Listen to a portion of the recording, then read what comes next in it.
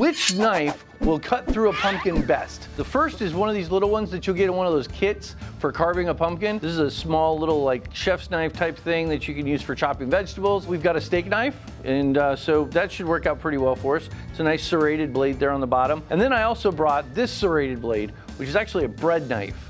I have no idea if this is gonna work. Let's see what happens.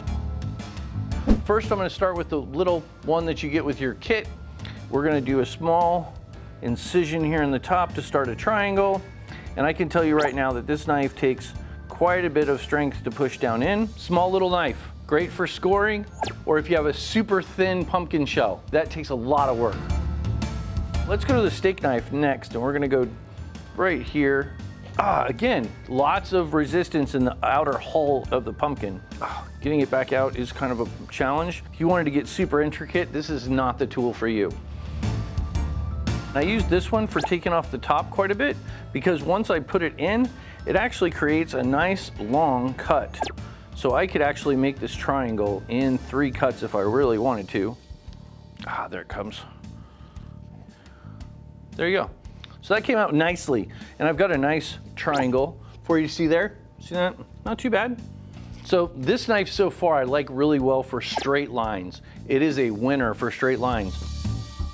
Like I said, I don't have any idea how this is gonna work, so we're gonna try it for the mouth. I'm gonna make a nice long top of the mouth, and once I get this in, it doesn't have a very sharp point, but once it gets in, I can move it back and forth and get an awesomely long, straight, flat cut. But if you're trying to do intricate work, you can see where this would be a problem because you're way out away from the pumpkin. Just not gonna be bueno. I'm gonna try it one time, just making my down cut for the mouth. Yeah, that's not it. So if I want to go intricate and I wanted to maybe do like a little tongue coming down, I could score it with the tiny one and actually give myself my shape. Then you would come back with a knife like this, and this is what's going to do the majority of your cutting from that point on.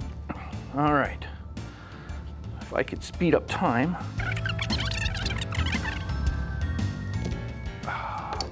Gorgeous.